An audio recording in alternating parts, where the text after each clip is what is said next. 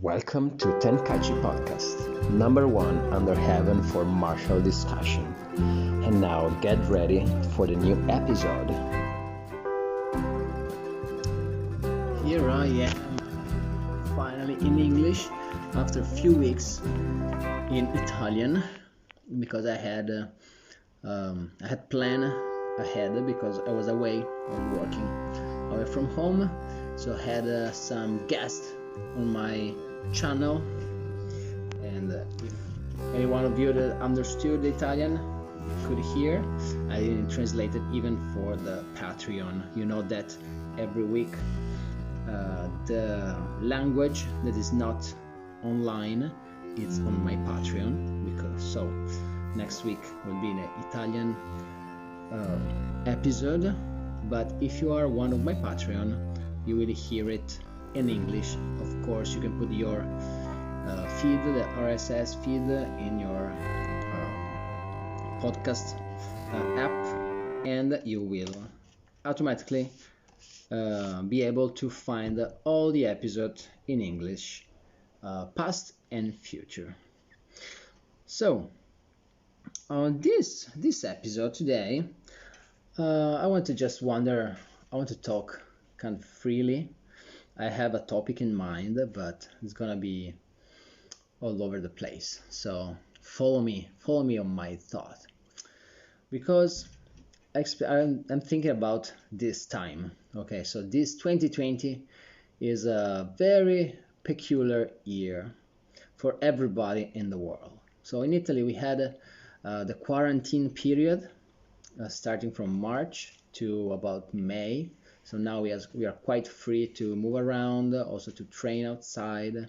So I was able to see my students face to face. So, and also we trained together. But I know that in other places, especially United States or Canada, Mexico, but even also China's getting back a little bit more strict. So there's still some places in the world that people are not able to live freely as usual. So why I'm talking about this? Because I'm gonna refer it to the training, to the martial art training. So many years ago, martial arts, I'm talking about the Eastern martial arts, Chinese, Japanese, and the others, they had a problem. The training was banned, so nobody could train or carry weapons. So people had to do it indoor, maybe secretly, so that nobody could see what they were doing or understand what they were doing. So the traditional martial art, what we have now, it was born.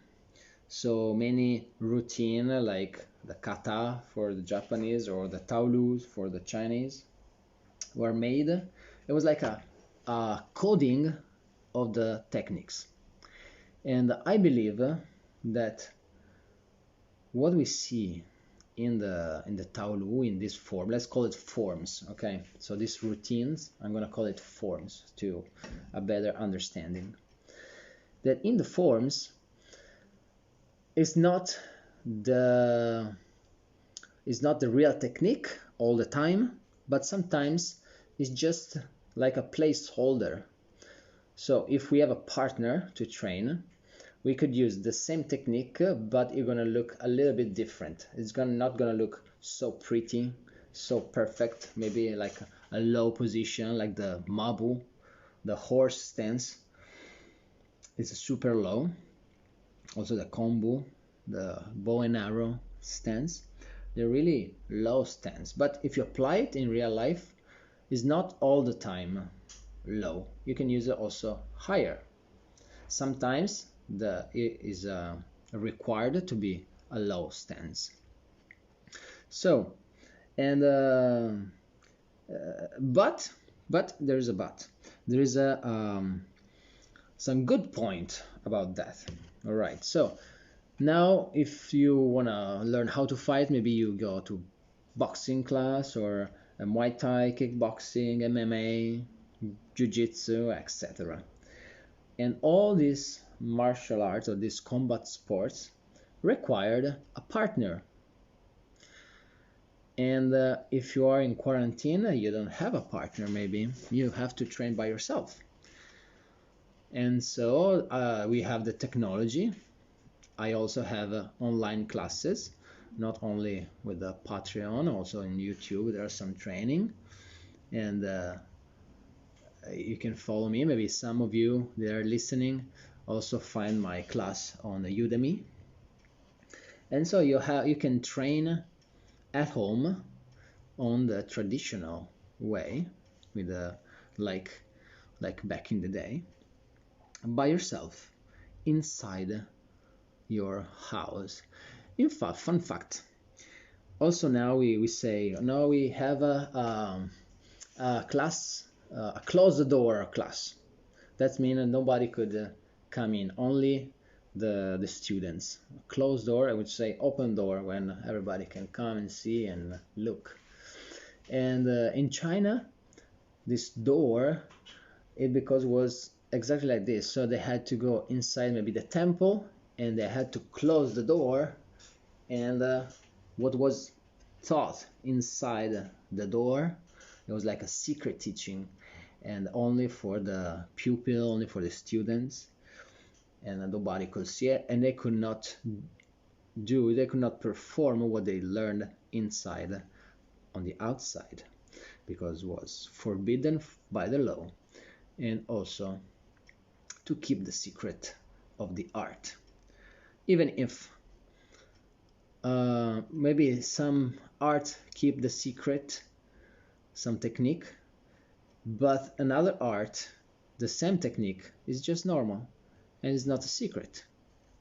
That's why I like to train on different styles. My main styles is the Shaolin, and but I also trained Japanese Taijutsu and Russian Sistema, Japanese Kenjutsu, Tai Sharyu, and Wing Chun, a little bit of Wing Chun, Sanda, but this is combat sport. Tai Chi, especially Tai Chi, is really internal, is an internal style. Baji, I really like the Baji because it's really strong. Oh yeah, for example, the Baji back in the day was taught only to the guard, the emperor guard, and now you can find the Baji class in Italy, in America, and even in China, I'm sure. So, but yes, so we are saying that it's good to have the traditional way, but of course not to focalize too much, not to fossilize. Don't become a fossil like a dinosaur, because I know few masters that they don't change nothing about what they learn. Maybe they learned it 20 years ago, and because they were learning from a Chinese master, so they say, oh, this is the traditional way, if you change it, it's not more the same. But then if you go to China or to Japan, and maybe you find the same master, now they teach you the same technique, the same form, in a different way, because the style is alive, it's not dead. And so we think to be more traditional than the Chinese or the Japanese. We need to be open-minded. And if you see that one technique, the application, you find the right application, maybe you can modify a little bit the form to understand more this application. In the old time, we had the family style. So the same style was taught from one master and to another master, and so the two students they have one master, so they learned the same style, but then they developed and they personalized, and they became the style of their family. So like, for example, the Tai Chi, there is the Chen style, and there is the Yang style and the Mu style. Mu or Wu? Wu. The Wu style, sorry. And then maybe it become different, but it's not, there's not one better style than the other. Every style have their own best, their own good, and their bad, their good strong point and weak point. Of course, they are developed for that time, for that place. As we know, like also North styles and Southern style, they have a different characteristics because of the environment. So one was more on the flat land, and maybe they have like the rice cultivation was more wet, the ground was muddy, so they could not use a lot of kicks. And then the north, they had the mountain, so open space, they could use the kicks, and maybe they had to jump, they could use the jumping from the rock. And the style developed in a different way. And which one is the best? If you are in the north, maybe the northern style are the best. If you're in the southern style are the best. Maybe you can play something of the north in the south, and the same from the south to the north. So my advice is always don't judge other styles, because you have to see it for what they are and for why they're made. For example, in Europe, we had martial arts in Europe. You know, there is now a rising of the HEMA, historic European martial art, sorry, and it's all based on weapon. So there is the rapier and long sword, in short sword and dagger. So there are different type of weapons, because here there never been a period where the weapons were forbidden to carry, or at least there was no need to train a barehanded. Maybe they have the knife all the time, for example. And so we have this development. What we can learn, we can see also some similitude, the use of the weapon in the European and the one in Eastern, in Asia. So everything can be connected. As Bruce Lee said, until the human body is made of 2 arms and 2 legs, there will be only one way to fight. Unless you have like 3 legs and 4 arms, you can have a different way to fight. It's just sometimes we just focus on the wrong thing. We focus on the style instead of the why was made it. And the question why is very important, even for the student. Why you want to learn it? We already said this thing the first episode. Why are you entering in the gym to learn martial art? Because this question also will give you the power to train by yourself. Now you don't go to the gym, maybe because you are in lockdown, and do you need to keep training? Do you have the willpower to train by yourself? You can find a way to do it. As we said, there are lots of video. If you follow me, there's video of my teaching Shaolin, Also, I do some workout training, the superhero training. I'll suggest you to check the Patreon page. I'm gonna put the link on the description. But also on my YouTube channel, you find some short promo training. So it's like a full training, but the complete program is more wide.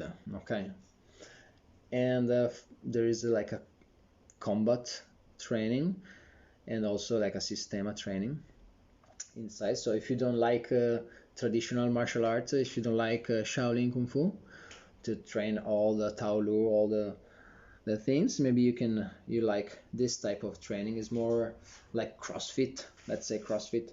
You can do that at home. Just a few tools that you can find on Amazon. I also put the link to the right things to get. So sorry about this little promotion, but it's also part of the topic. Because if you have the right why, you find a way to keep training. Let's say you have why you get on the gym, because I love martial art. That's good. So if you love martial art, when you can't go to the gym, you will find online teacher, and you can train at home. Oh, but I don't have space. Well, you can train even with a small space. Okay, different why. Why do you want to go? Because I want to be cool with my friends. Well, now you don't see your friends, maybe, so you don't have any motivation to keep training.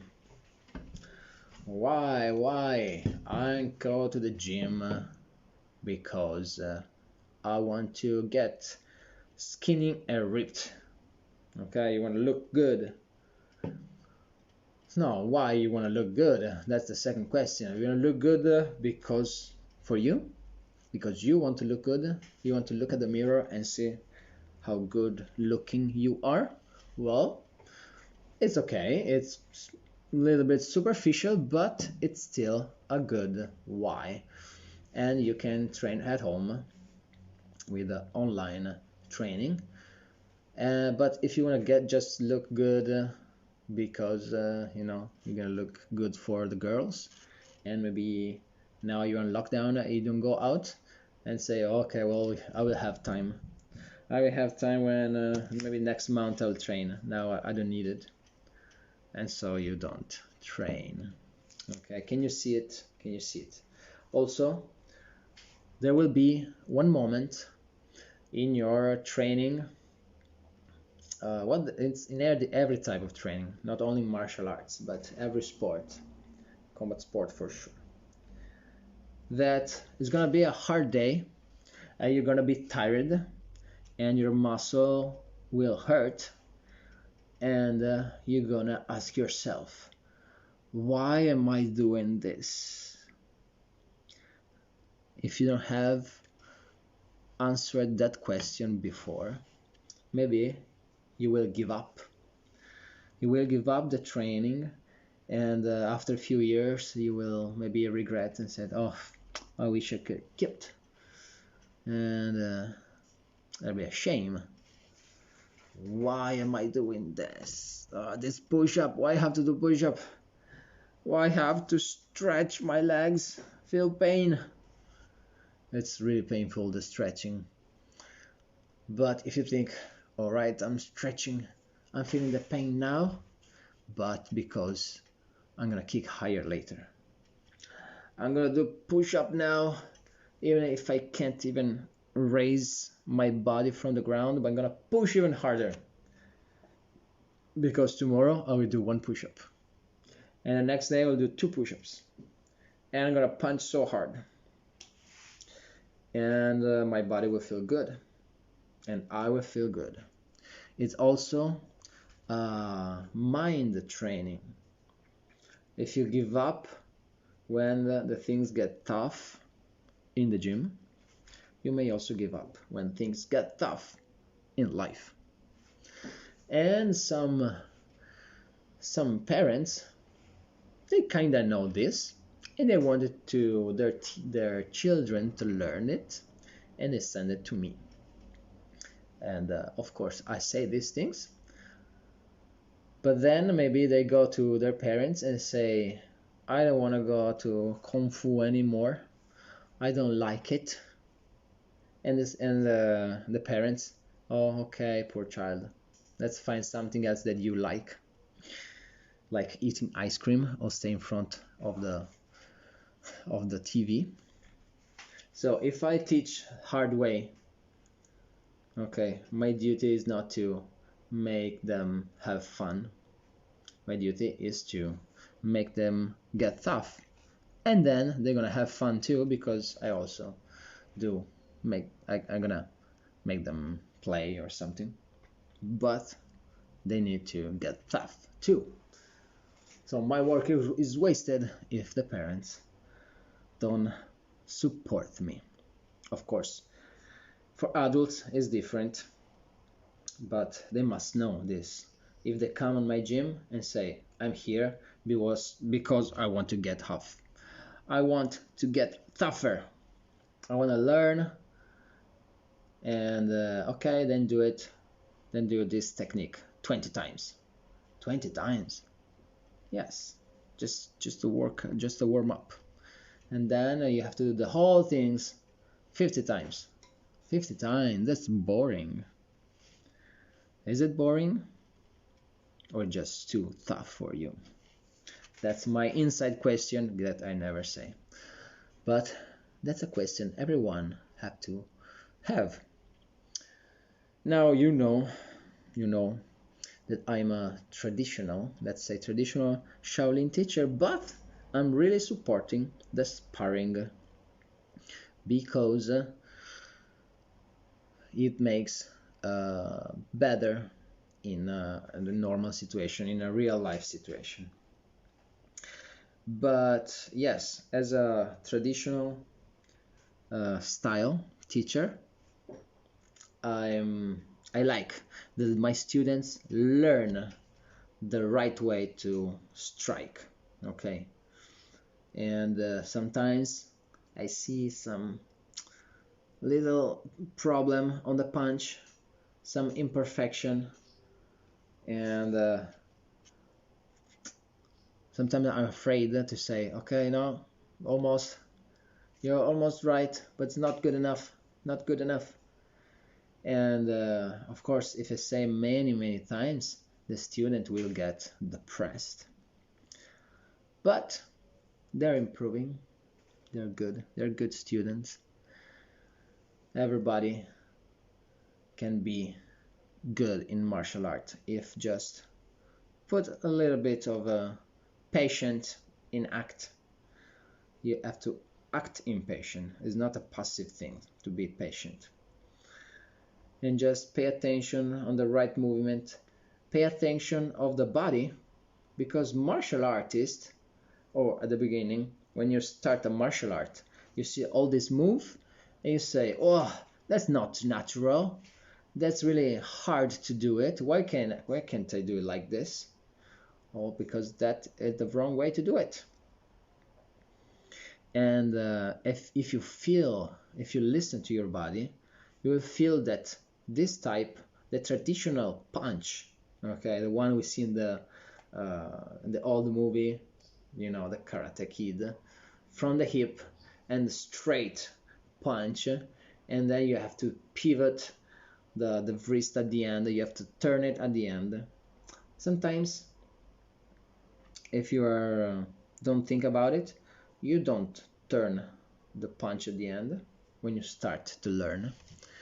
And sometimes the fists stay upside down, or when you go back it stays straight, and all the body look quirky, look like all strange to look, only because they're more busy to punch, and they don't pay attention to the body. If you just feel the movement, you will feel natural to turn your punch at the end. It's really, really easy. Also, when you go back, you will feel natural to turn your hand, to go back to the hip. And your body will get less tired. And you're gonna strike even faster and stronger. Also, the movement of the leg, like the horse stance and other type of stances that look like really unnatural at the beginning, you will find that actually is the right way, and the body is moving and is placing on the right spot while you don't use too much energy.